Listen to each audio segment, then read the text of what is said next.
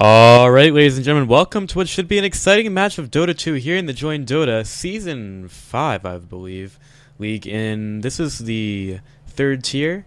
We've got a matchup here between GSBoys and Waifu and Senpais. And I will be joined here by Mr. Cash. Pleasure to be here.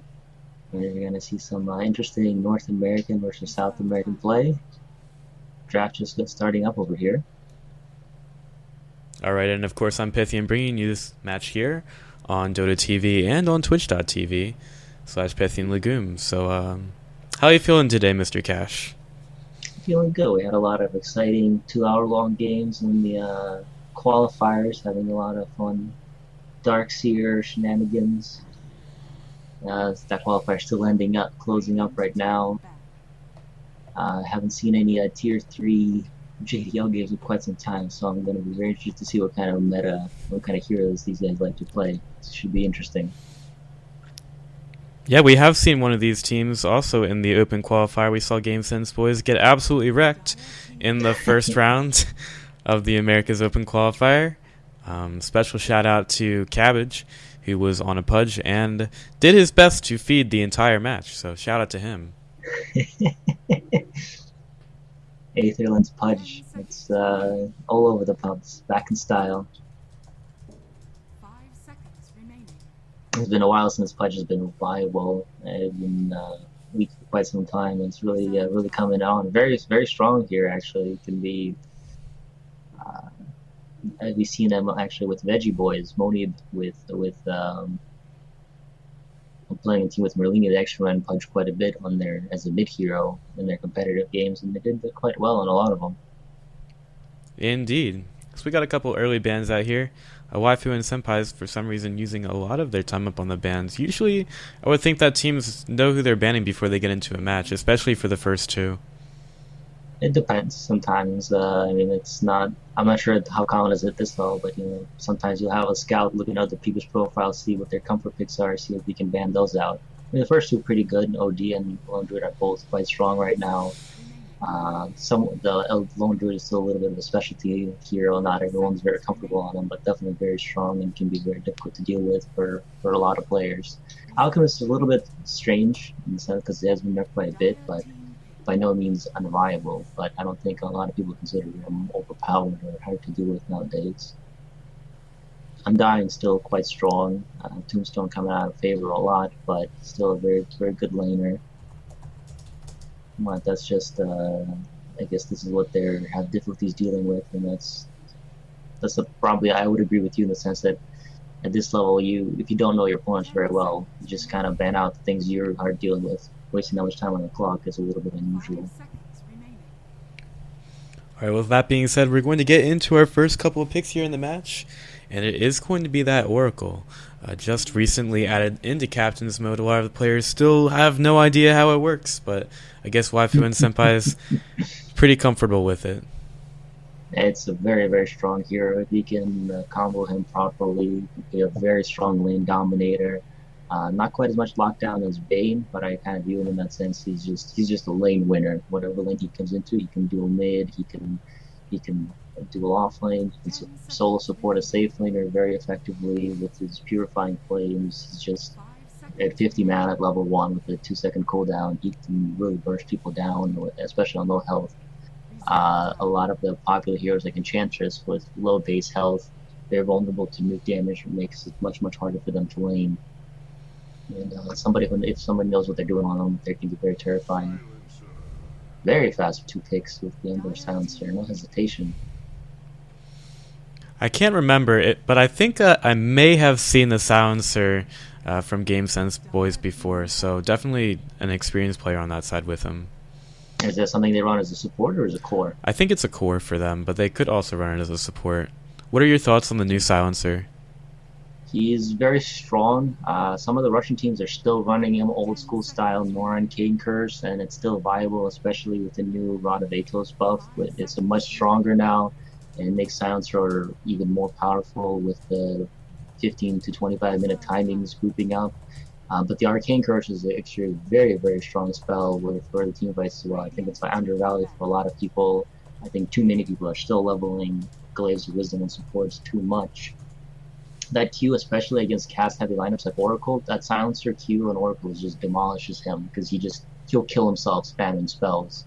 Just keeps adding and adding more time to the Arcane Curse. And the only question is, I wonder if Oracle is capable of removing it with Fortune's End on himself.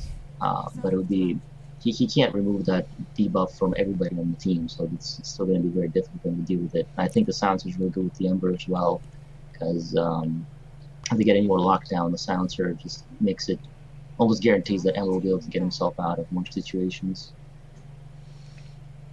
All right, with that being said, yeah, we got the Shadow Fiend. You can talk about that. On the Dire, I mean, Shadow Fiend it was a pretty big nerf to him to the mana, honestly. They increased the mana cost on Shadow Rays by 15.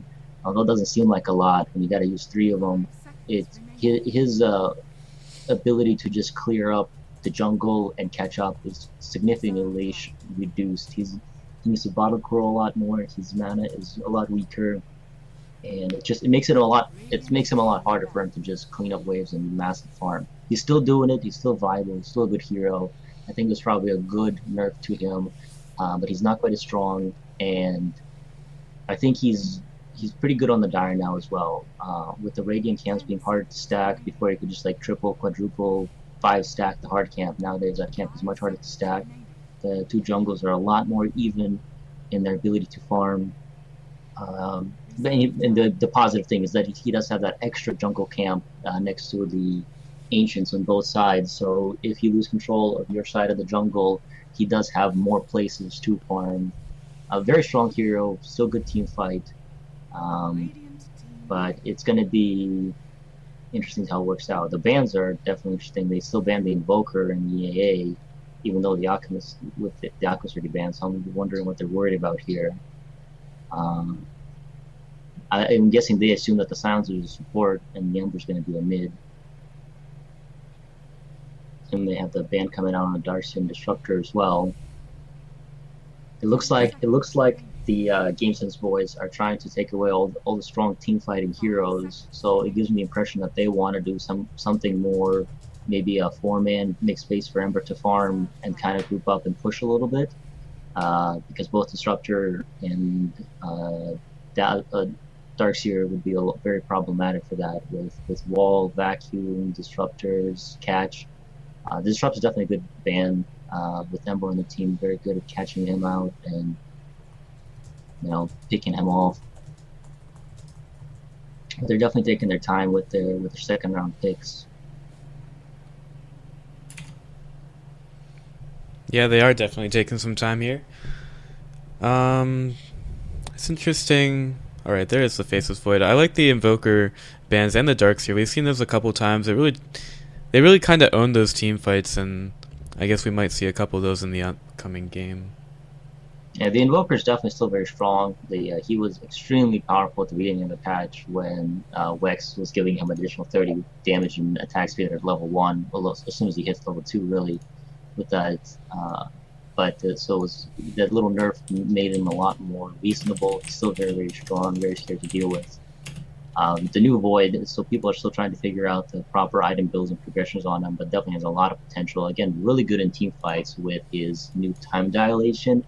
Again, against heroes like Oracle, Shadow Fiend, jump on top of that and prevent them from spamming spells for 12 seconds when he maxes it out. It just makes Oracle completely useless. And they already have, all 3 heroes are good Doom targets. Doom's going to want to basically silence any of those 3 heroes to be able to kill them. So it makes it very difficult for Doom to decide who to actually Doom to slow down the fight. I don't think Doom is a bad pick. The new Doom, especially with the new Infernal Blade, is really strong. When he maxes that out, it does 20% of somebody's health over 4 seconds. It's pretty strong. And Faceless Void can only backtrack 2 seconds of that, so he won't be able to completely get rid of all the damage.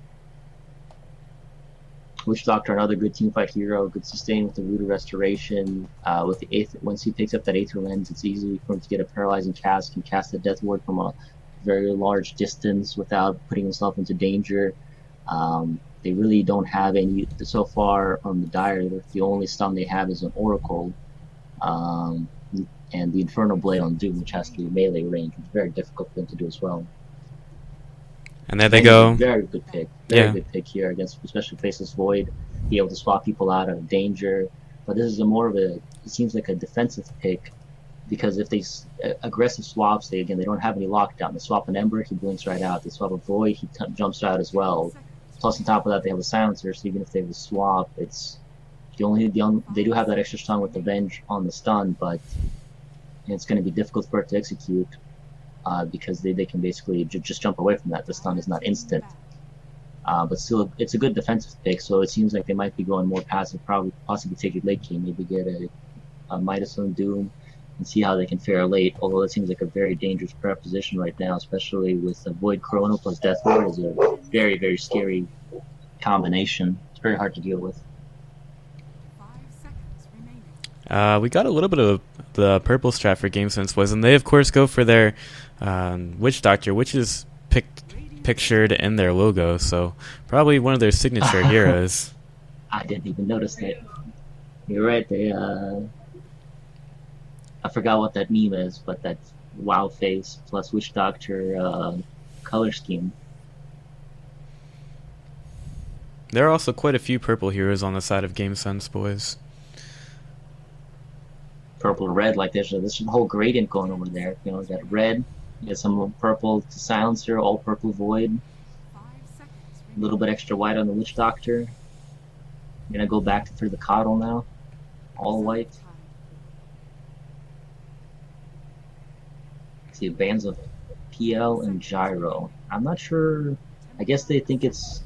I guess they were thinking it was Mid Doom, offlane. I mean, offlane Doom, mid Shadow Fiend. Yeah.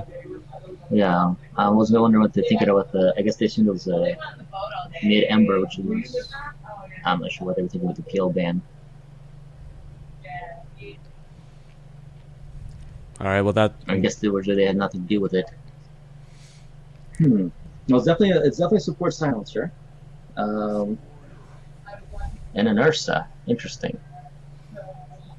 I like Ursa quite a bit. I'm not sure if I like it in this lineup. Ursa is a very strong hero, snowballs really well, strong laner.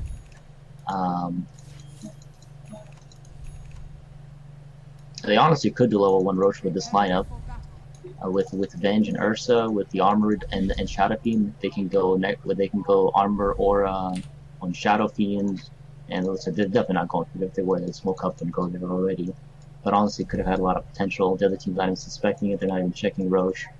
So that would honestly be something you can take advantage of. So a lot of people honestly still don't expect it, and you can just easy level 2 for everybody, easy lanes. All right. Well, with that being said, we're gonna hop into our match and introduce the players here. We got for GameSense Boys, Pretty Boy on the Ember Spirit. Silencer is going to be handled by Zac Efron fan. Templar Assassin going to be played by PK. I heard he's a big feeder.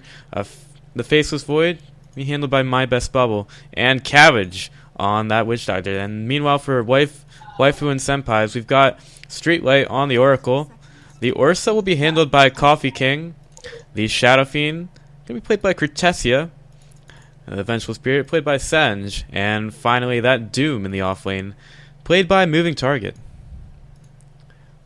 Good, and then they actually looks like they did actually go and check in the Roche pit, which was good by them. Played it a little bit safe. I honestly think that the Radiant has probably a little bit better level 1. Might have been able to get a pick off there, but they decided to play it safe to secure the room, go back to the lanes. Maybe they already used their smoke on the Radiant, they still have their smoke on the Dire and the Oracle, so they may keep an eye on potentially. They might want to try to smoke up and get an early link on mid with the Venge after they secure the top lane. So Oracle's actually just going to just stay mid and pressure the TA, which is really nice. Helps us up quite a bit. Try to get a couple of those less hits, get a couple of those Necromancy Souls up. Yeah, PK takes that Purge all the way over to the mid lane. Where it might... No, I think the Equilibrium is going to be fine, but it could have potentially pushed the lane a little bit.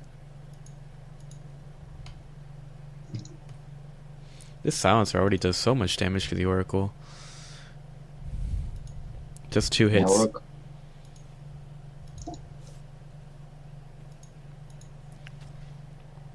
Should be looks like Should They be are a, yeah. prioritizing getting some stacks up for the SF in the jungle.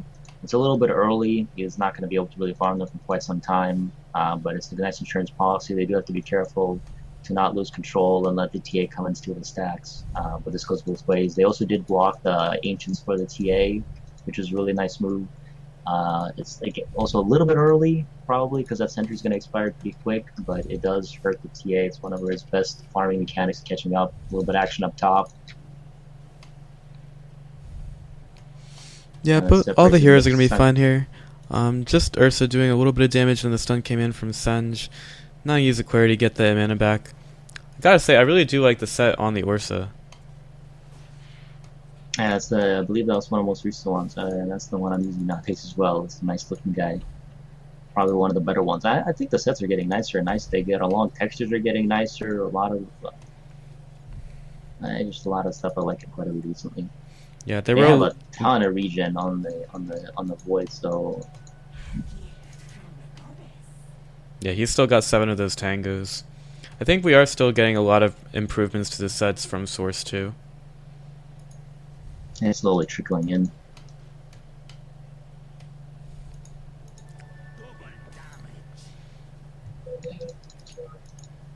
Shadow Fiend's gonna get that bottle of water. Just the bottle going over to the Shadow Fiend on the courier right now. And in the mid lane, it's pretty much a wash, but the Ursa in the top lane, I think, is a bigger story, doing a lot better than the Ember Spirit on the bottom lane. There's a stun here on the Zac Efron fan, and now that Ursa comes through with the slow, this is going to be the first blood going to the Oracle in the top lane. That's getting a little aggressive there, a little out of position. And you definitely can't be quite that aggressive against an Oracle Venge lane. That's a lot of burst damage, a lot of lockdown. And here comes the smoke. They immediately after that they drop the sentry and make sure they weren't under a ward, smoke up, and they got the pressure mid.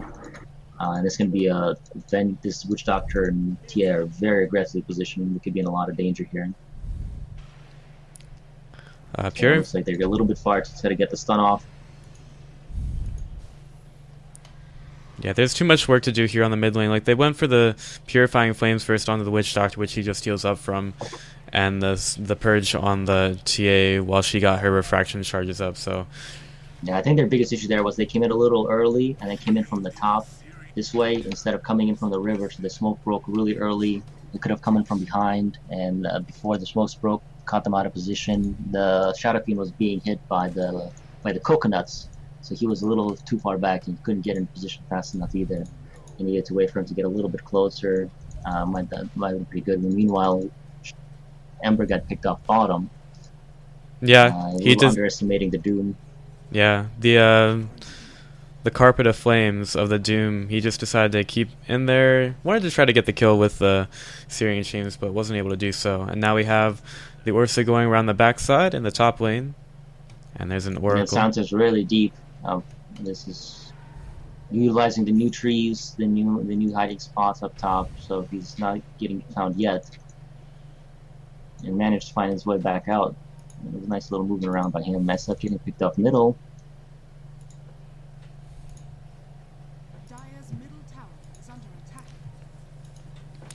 So a couple of kills across the map here as Waifu and Senpai, they give a kill over to GSBoys. So there's a little bit of story here in the jungle as well. You got to take a look at the dire jungle. Ben's doing a good job double stacking the hard in the medium camp, and there are some massive stacks. The hard camp stack did fail, but there's 4 stacks on one medium camp, 4 stacks on the other, 3 stacks on the hard camp.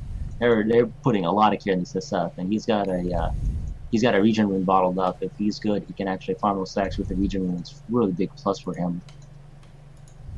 Indeed. But it's still a little early. It's with only level 3 shadow raids, it's not the easiest to actually pull that off. But they're definitely basing it and giving a lot more attention to TA is getting, even though the TA is winning the lane quite a bit.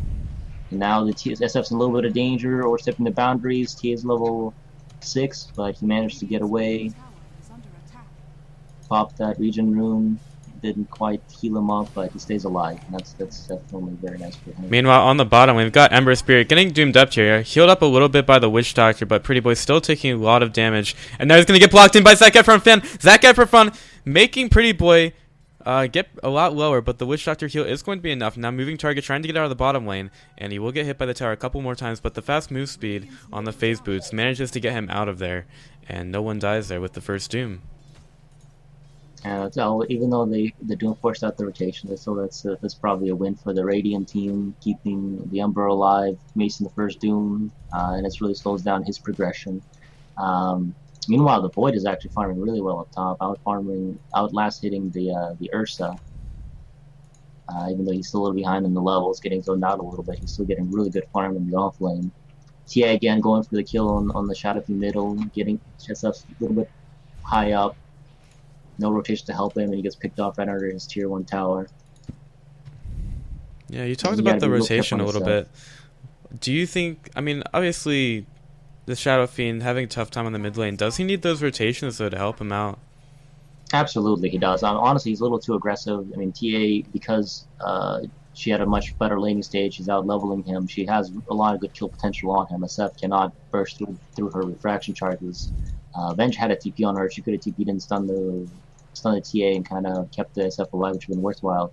But at this point, SF just wants to hit his level 7, so he can go farm out the jungle and give mid to someone else to farm. But he's, again, I think he's a little too desperate to get the level 7, which is why he's been caught out of position twice now and punished once. Now he's almost got his level 7, so close, not quite. And even though TA doesn't have any stacks in the jungle or the Ancients, she's still farming quite well. But honestly, I still feel pretty good about SF's position. Now he's going back to the jungle, and his farm's just going to explode right now. Once he farms up those stacks, he's going to, even though he's over 1,000 net worth behind the TA right now, it's going to catch up very, very quick. Alright, well, we're 8 minutes into the game, pretty even right now.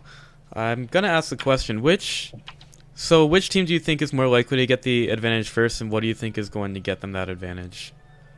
Well, I think the Radiant has a really good timing for them with the TA getting a lot of farm and the Void with the Chrono. They have if they get a good Chrono off with the Witch Doctor ult, which he's still a level and a half away from, that can give them a lot of potential. Ursa's gonna want to Roche at some point, so they're gonna want to make space here, or Ember's getting kicked off again. And that's probably their biggest trouble, is their Ember's getting nothing. Ember is the least farm core in their team. Thankfully, TA does provide a lot of the damage, so I don't think they're terribly reliant on him. The Radiant lineup is more greedy. I think Radiant is stronger late game.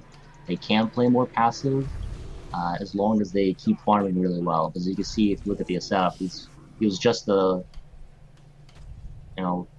1,000 net worth behind the TA. He's catching up quite a bit. He's still 800 behind, but he still hasn't finished farming all the stacks. This is what I was referring to. He just the mana nerf. He would have usually been easily be able to clear all 3 of those camps before. Now he barely clears 2, and he's got to go back. A little bit of inefficiency there, but still, now he's top net worth for his team all of a sudden, when he was just 3rd not too long ago. The first Chronosphere of the game was utilized on top and did not result in a kill, as Ursa went down pretty low but was able to use the ultimate to clean up the Witch Doctor. So unfortunately, yeah, one thing I actually worry for the Radiant is I'm not sure how easy it is for them to contest that Roche pit. They do have the TA trap, so they have vision of it. So if they don't have Chrono up, as Ursa can clean up that Roche by himself in about 30-40 seconds tops. If Witch Doctor gets his ult, that might be okay, but that's still some time. If I was Dire, I would try to smoke up right now and get a pick off, and that would create enough space and security that they can just SF, Venge, and Ursa can run into Roche with the armor reduction. They can clean it up in under 15-20 seconds easily. Zach Efron, I'm gonna ping out a regen rune. Gonna go over to Pretty Boy on the bottom lane. Yeah, that Ember is struggling quite a bit. He didn't get his bottle. I guess he's gonna skip it altogether at this point. He's probably gonna try to get his boots of travel up and be able to join his, be able to push out lane's farm and be able to join his team for fights as well. Doom's going for kind of an early fighting build with the phase drums, stats, aggressive stuff. So it looks like they do realize that they want to take it to them. Seth's going to go for that mech. It's a little slow, but he should still be able to get it before 14-15 minutes. And it looks like they're going to try to group up and push his 5, which I think is probably to their advantage. Oh, big pickoff on TA.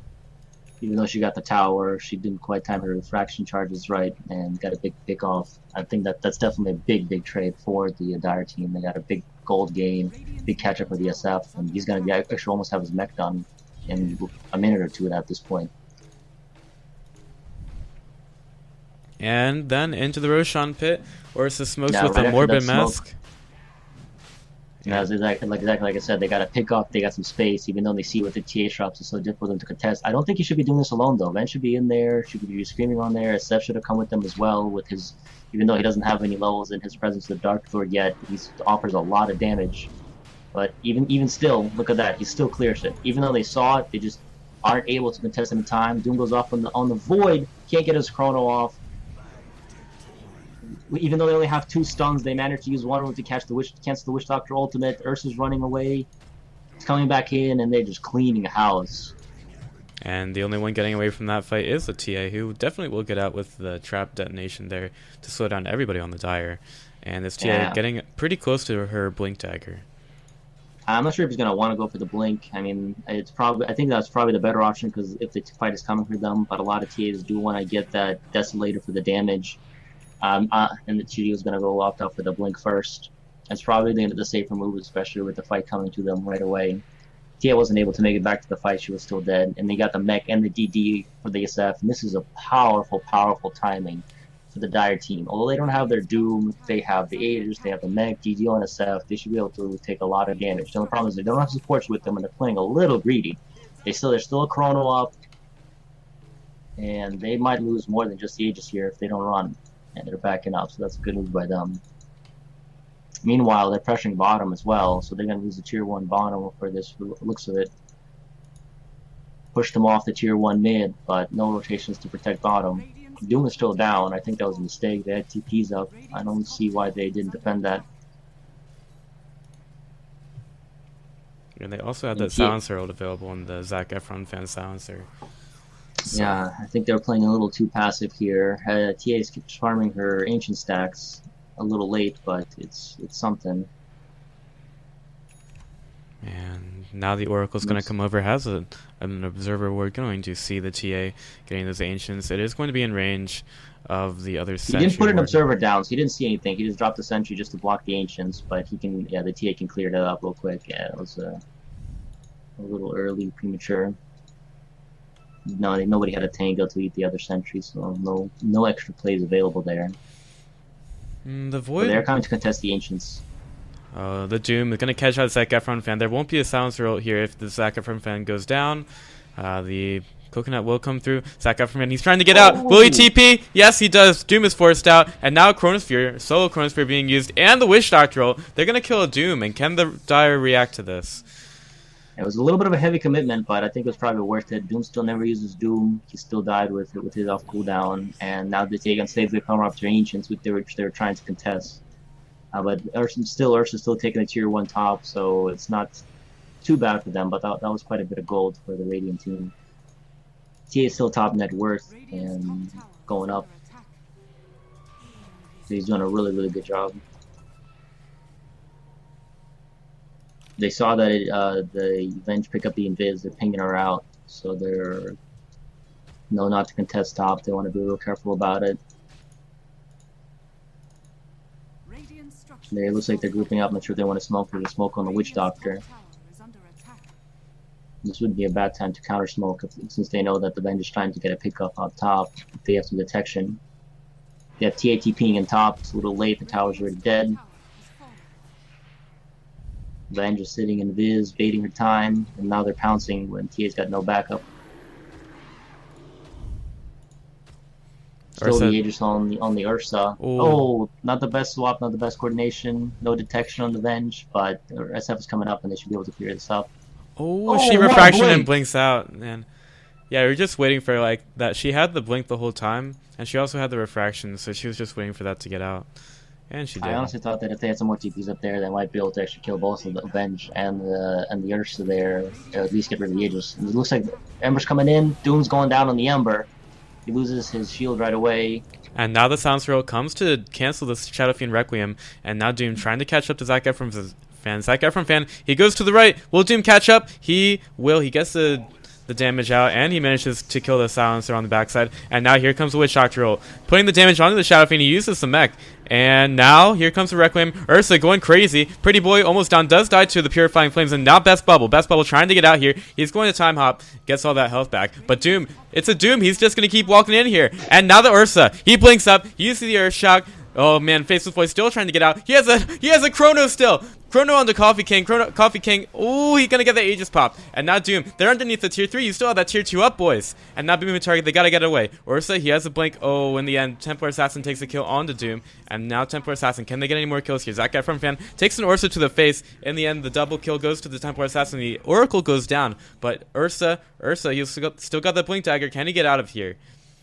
He's got the Arcane Curse on him, so it's never going to be off cooldown. It's going to be a while before he gets off. But TA's got no more mana left, so it's going to be really hard for it to do anything at this point.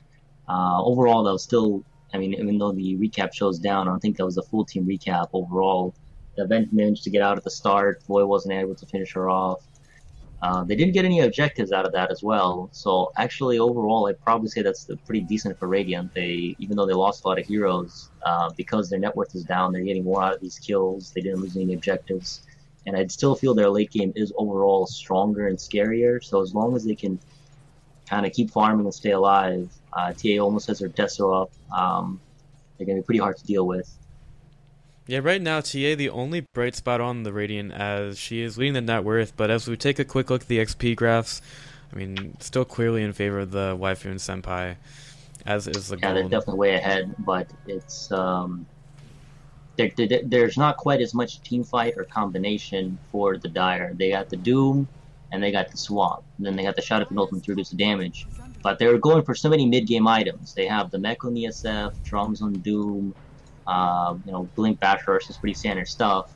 So they don't have any super late game stuff, and I really think that they need to keep grouping up more and taking more objectives. I mean, they only have 2 towers so far. They're finally taking the tier 1 mid. Yeah, they take a tier 1 mid, and once again, Tom Dota 2 feeds on the Witch Doctor. He's just kind of trying to farm on the bot lane for no reason in particular, and he's already 1-4, 18 minutes into the match. SF picked up the Shadow Blade, and there's not much detection on the Radiant side. Just a couple of sentries on the dead Witch Doctor, and that could be pretty scary. But it can also backfire on them if he gets caught with that in the Chrono. He can get picked off very easily. And we already have a Heaven's Halberd on the Doom, which is probably going to be used onto, I would think, the TA. She's probably a bigger problem, but it could also be effective on the Faceless Void if he ends up doing damage at any time in this match. And he already has that Blink Dagger on the Void. And Blink, the first item seems a little odd. Definitely popular item on Void nowadays. I've seen a lot of the Chinese team start with the Vlads to help out the team. Good regen, good sustain, armor. Really works well with the team. Then kind of go back for Blink Ags, Mjolnir type of items. But it definitely helps him be more aggressive. He can blink in, drops time dilation, time walk out, or it gives him a lot more flexibility and mobility and safety, honestly, especially against Doom and things like that, because Doom has no mobility items. Aether Lens up on bench as well, so that gives him an extra 200 range on the swap, another swap. A lot easier to get aggressive with that, very effective, very, very good item for bench.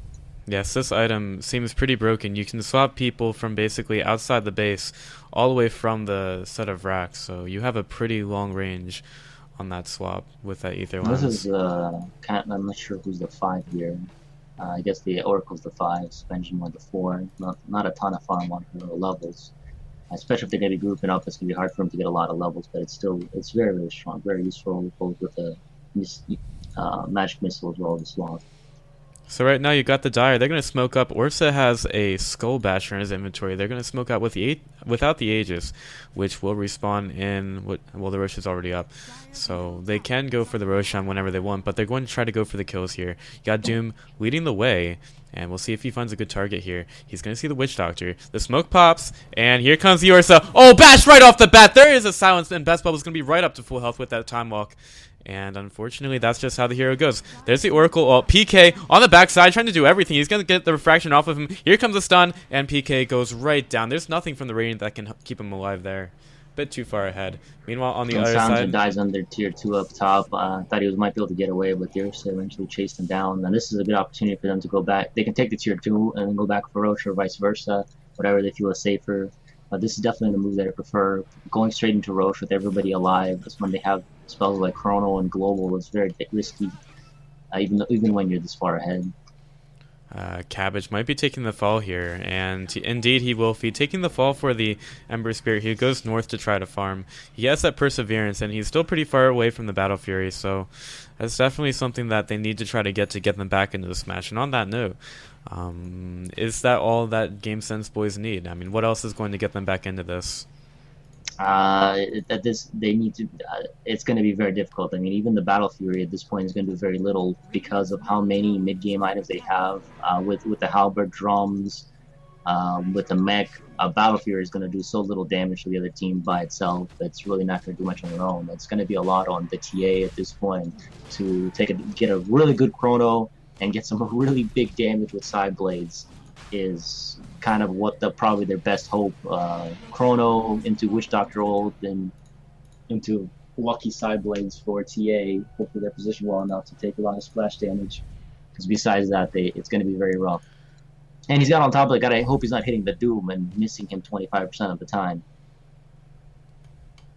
Yep, and the TA could also get disarmed until that BKB comes up. She's going to blink in, and the Shadow Fiend Shadow Blades away.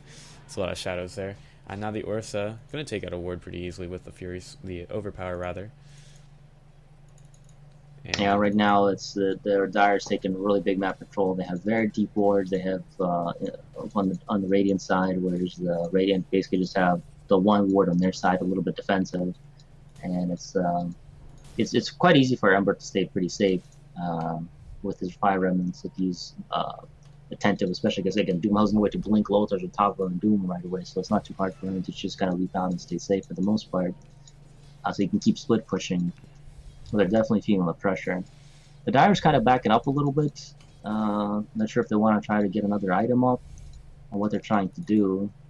It looks like Ursa maybe, I'm not sure if he's going to go for a Lincoln or a Lotus. Lotus is a really strong item on Ursa nowadays. He can just drop a Lotus on himself and then kind of go into the front.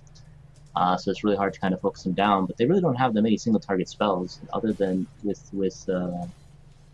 Silencer and Witch Doctor. Not sure what he wants to do with that Void Stone.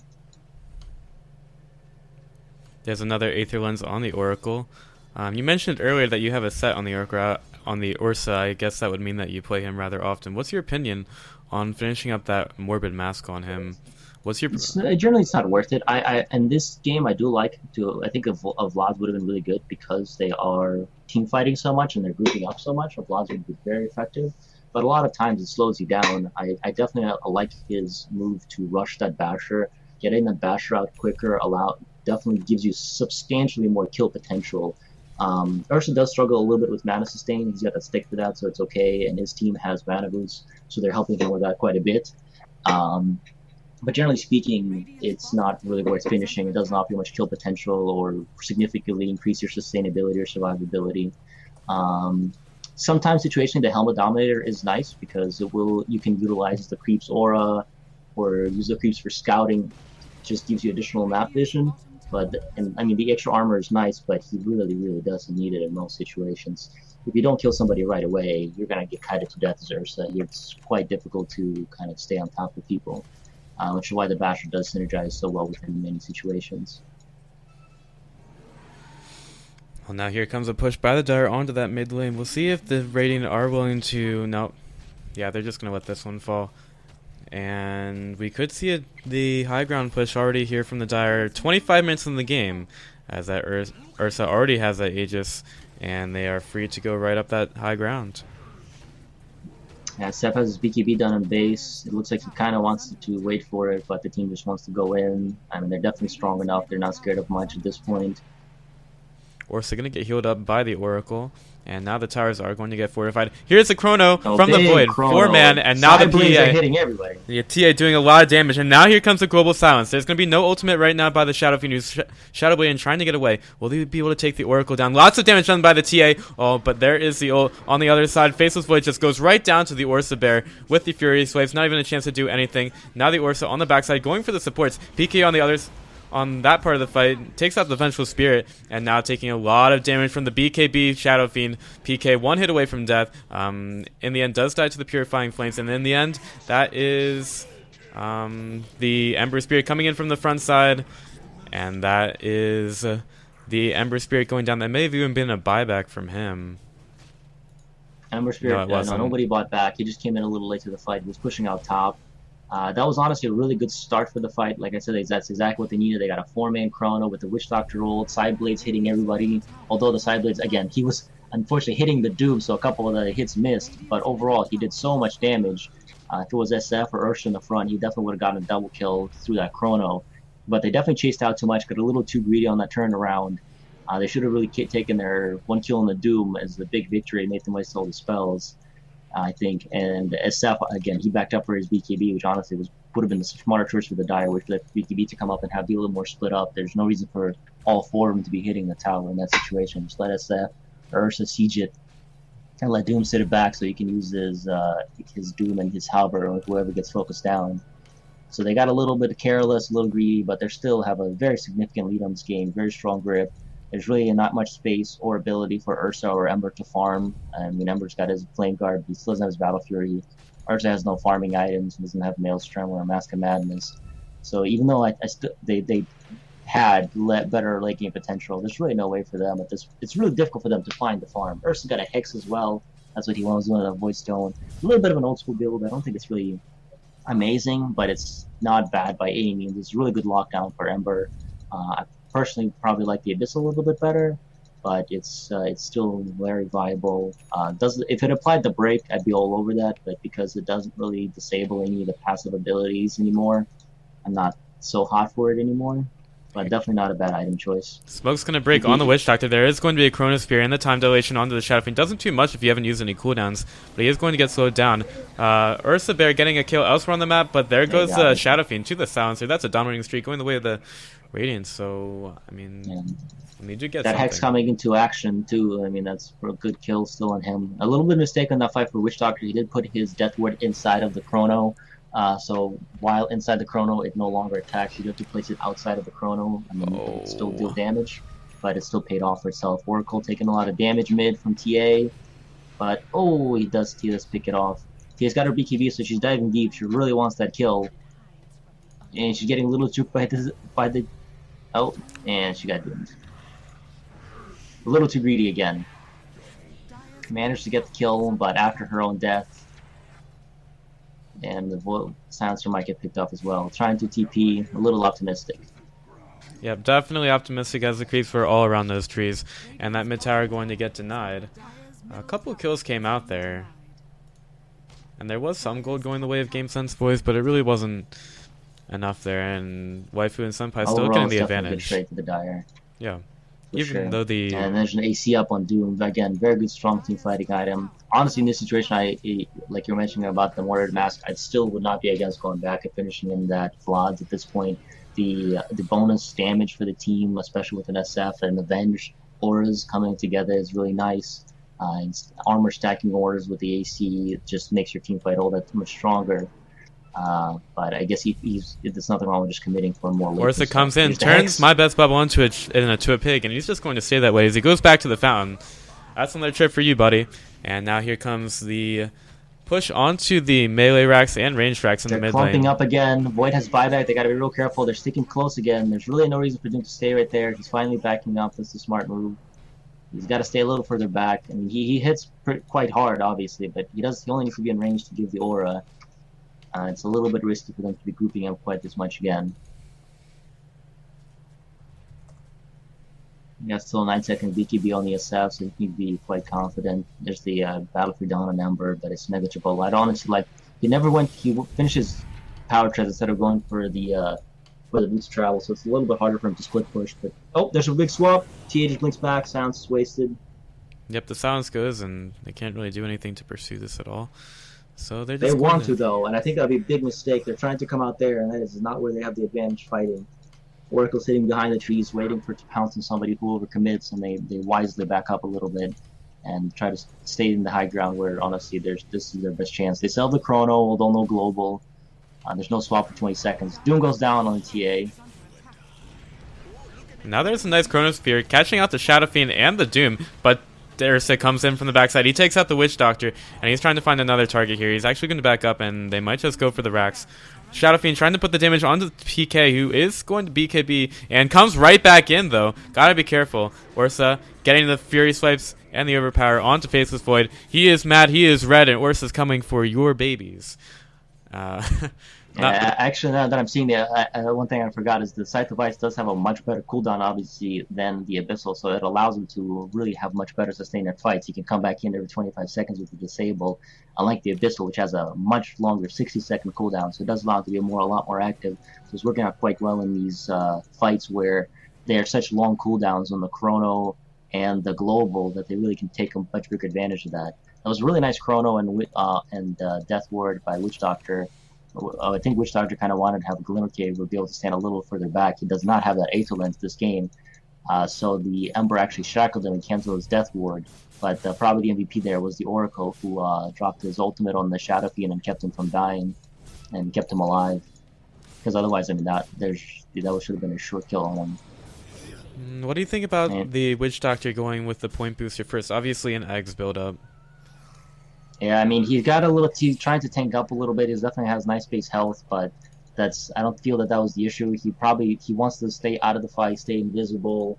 A Glimmer Cape with his ultimate, or an Aether Lens so he can stay further back. He just needs to get out that full duration ultimate somehow, which he has a couple of times. But as you can saw that last fight, it's so difficult for them to get it now that they have the False Promise and they have the. Venge got some levels, so easier for her to swap her out. They got the stun on the Oracle. Actually, I misspoke. I said he got shackled. He couldn't have gotten shackled. Ember's on his team. I think the Oracle is what stunned him over there. Oracle doesn't stun. It's a purge. Because the Fortune's End has a stun lockdown. Same as the does it? The instant cast. Yeah. It stops purges and it stops you and it. You can channel it for up to 2.5 seconds, which will basically shackle people for 2.5 seconds. The same way that Ember Spirit Searing Chains shackles. So it locks you down in place and it will interrupt channeling spells. Does it?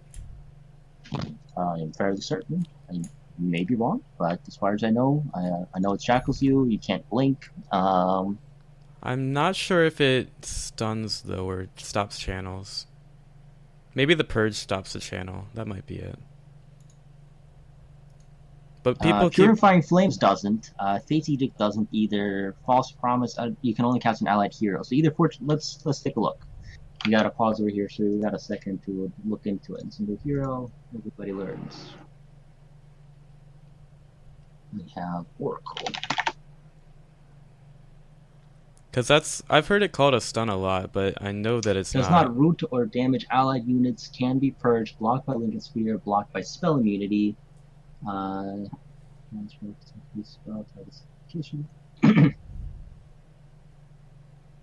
Does not interrupt channeling abilities. You are correct, actually. It does not interrupt channeling abilities. And this is why we can't play Oracle. This is why we can't have nice things. We don't know what it does. Yet it still wins games. Yeah, it does. So, you know what? You can have it. We're gonna get right back. AoE and it does drop an AoE, but the Emperor Searing Chains does stop channeling spells. That I know for sure. But I guess he doesn't cancel TPs either. I could swear Oracle was able to cancel TPs. He's been living a lie. So a lie.